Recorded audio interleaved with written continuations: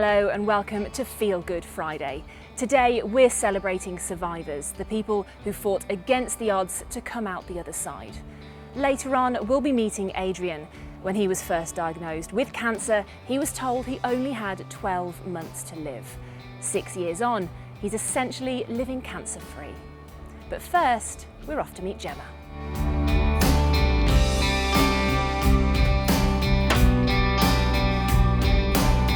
Gemma runs the White Horse Inn in Loughborough. Back in 2013, she was diagnosed with breast cancer. Just like everything stopped. Everything stopped. I remember saying to a friend, it's very like having a gun pointing at your head, and you can't argue with it. You can't, make a deal with it. It's just that's the way it is, and that's quite daunting as an adult to have something that there's no way that you can change the situation. Those are the cards you're dealt. She had an operation to remove a lump and began treatment. Then, a few months later, she met commercial pilot Jan. Having had such a serious year of worry and stress, to meet someone then that was so fun and just to have a relationship that was so full of laughter and just childlike silliness was just the perfect antidote to everything that had happened so far.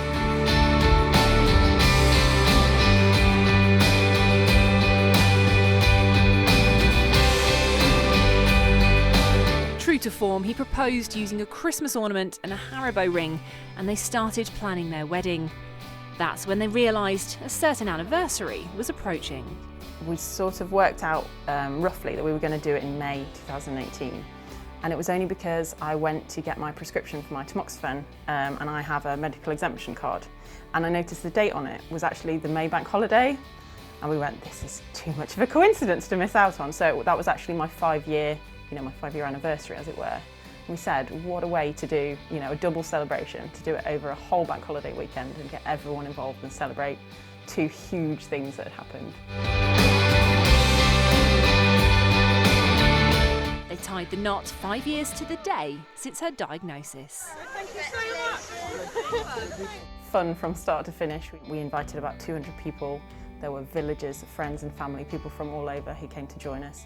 And it was just a non-stop fun fest.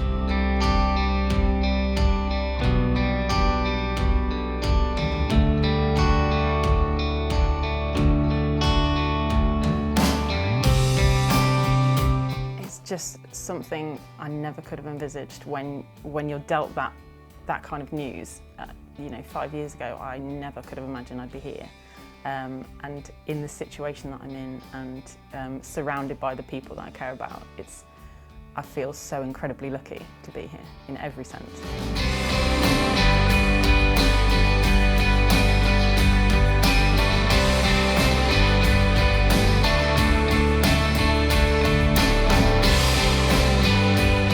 A year before Gemma was diagnosed, Adrian Webb was fighting for his life.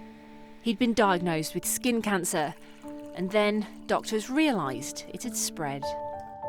I had got cancer in my spleen, my spine, my bowels, my lungs, my liver.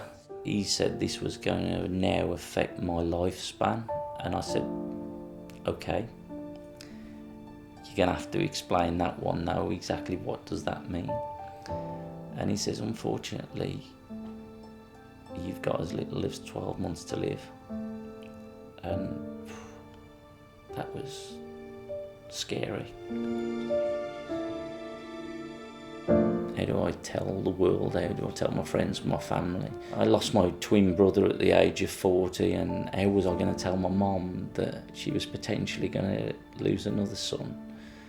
And I was 47 at the time, so this was a horrible time, and I was going to have to deal with it.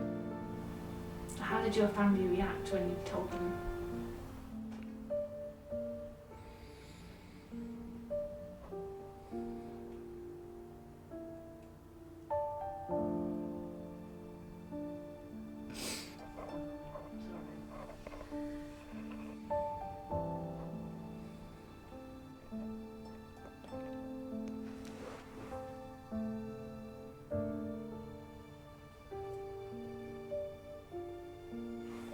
we agreed that we was going to be together on this,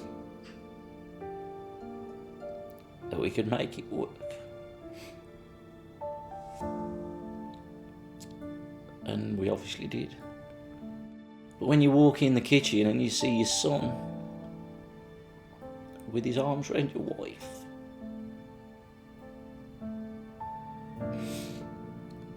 saying, "We're gonna be all right, Mum," that's hard. But then the doctor offered him a lifeline. Experimental drug trials at the Queen Elizabeth Hospital in Birmingham. In my opinion, I had no option. It was do or die, simply. As plain as that might sound, it was, for me, it was a get out, it was an option. This was my survival plan, simply. I honestly had too much life to live. As I said, a young family, a strong family, loving wife, and I wasn't ready. And then, earlier this year, the news he'd been waiting for. I had the news probably 6 months ago that I'm very stable now. My cancer has shrank to a trace. And dare I say, cancer-free right now. And I do say that one day I would see my daughter graduate, and I did last year. I will proudly walk my daughter down the aisle one day, and equally be there when my son gets married. So life is fantastic, and that's thanks to modern day drugs, thanks to the support of Cancer Research UK, thanks to doctors, therapists. I really honestly say I would not be here today.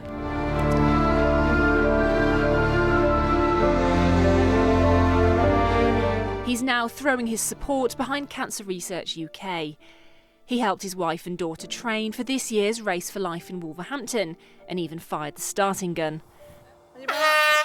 And the whole family is supporting Stand Up to Cancer, which launches in September. This isn't about me, it's about the next person, it's about someone who's just starting their journey. I like to think that you can believe that times are changing, because they are. You can survive. You can be like me. I am just not one special individual. I am one of a changing world. And modern day therapies are different, are changing. Survival rates are changing. And you too can deal with it. And we can beat cancer.